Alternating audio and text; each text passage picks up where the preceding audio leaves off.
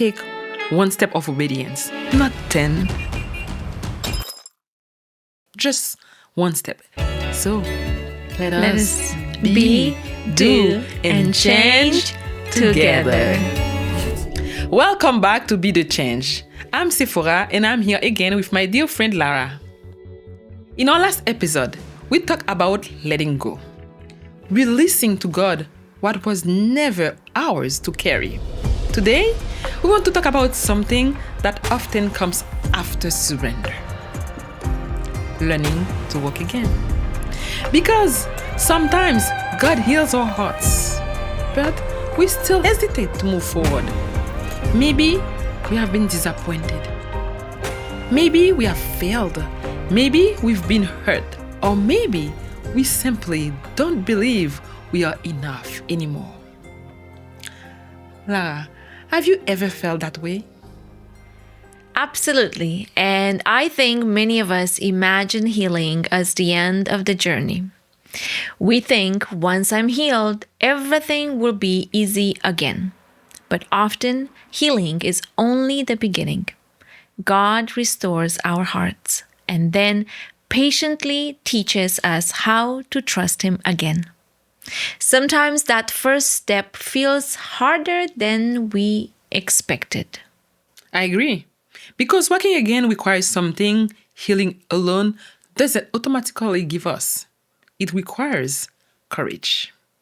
And courage is not the absence of fear. It's choosing to obey God, even while fear is still present. One of my favorite stories in the Bible is found after Jesus' resurrection. Not before the cross, but after. Most people remember Peter because he denied Jesus 3 times. But I think one of the most beautiful moments happens afterward. Jesus appears on the shore while the disciples are fishing. Peter had gone back to what was familiar, perhaps because he thought, I failed too badly. Jesus can't use me anymore. So he returned to fishing. But Jesus doesn't call Peter into a meeting. He doesn't begin by asking, Peter, why did you fail me? Instead, he prepares breakfast, fish, bread, a fire. Imagine that scene for a moment. Can you picture it? The smell of fresh bread, the sound of the water, and the warmth of the fire. Everything feels peaceful, but John includes one detail that many of us read past it. It was a charcoal fire, and Peter had denied Jesus beside another charcoal fire. Jesus intentionally recreates the place of Peter's greatest failure, not to shame him, but to redeem the memory. Wow, I love that detail. Jesus didn't ignore Peter's failure, but neither did he define Peter by it. Instead, he met Peter exactly where his heart was wounded. Exactly. Then Jesus asks him, Peter, do you love me? Not, can I trust you? Not, will you promise never to fail again? Simply, do you love me? 3 questions, 3 opportunities to respond. 3 denials, met with 3 moments of grace. And then Jesus gives Peter an assignment. Feed my sheep.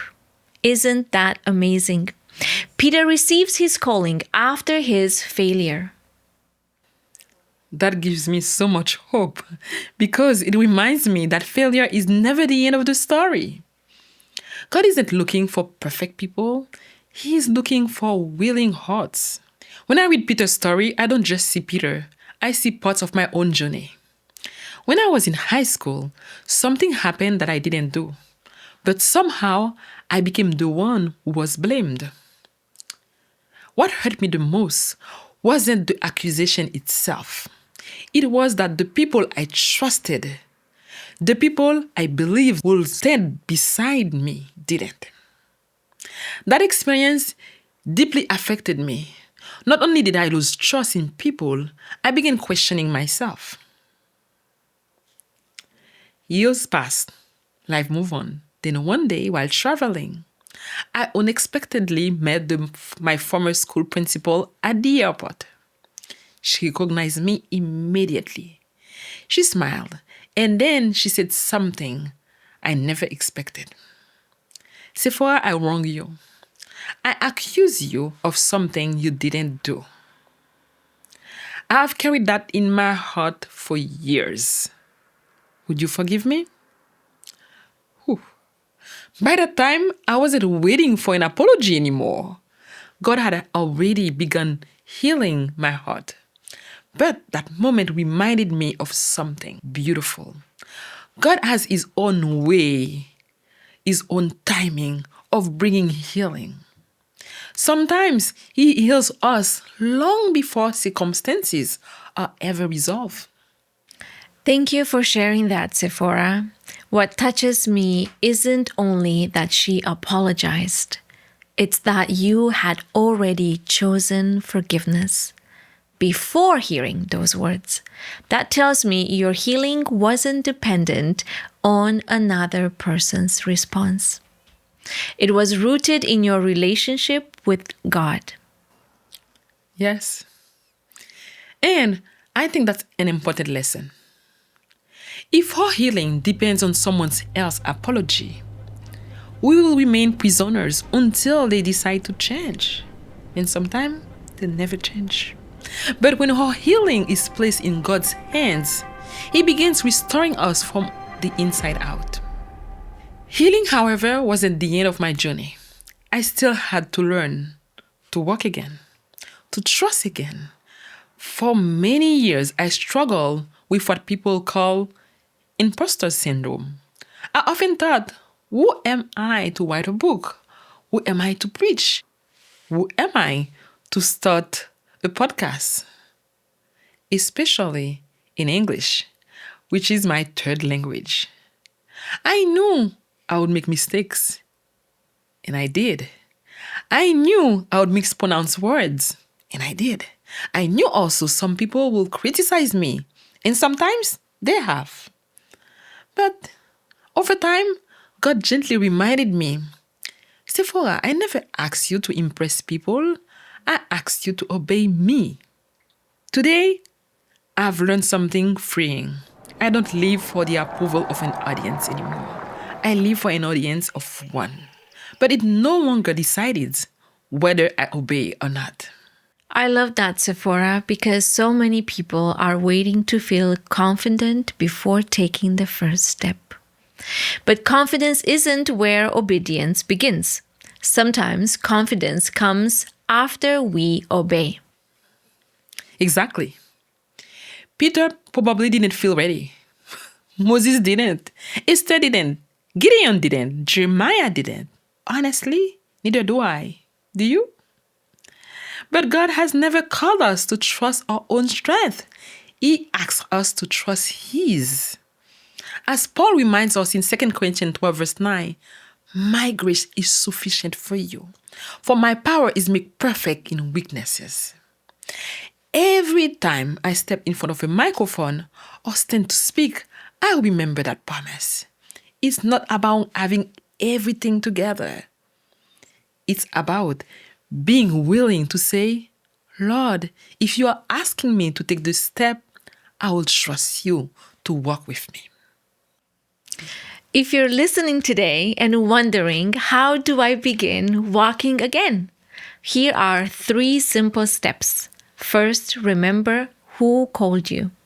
People may define you by your past, but God defines you by His purpose. Amen. Second, take one step of obedience, not 10. Just one step. Maybe it's making a phone call. Maybe it's forgiving someone, or starting that project, or applying for the job you want, or simply saying yes to something God has been placing on your heart.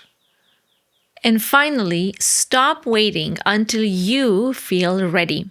If we wait until fear disappears, we may never move.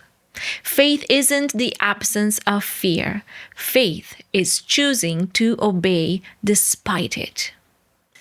As we close, we'd like to leave you with a few questions to reflect on this week. What part of your past has convinced you that you can't move forward anymore? Why is God inviting you to trust Him again? Or what is one small step of obedience you can take this week? We would love to hear from you.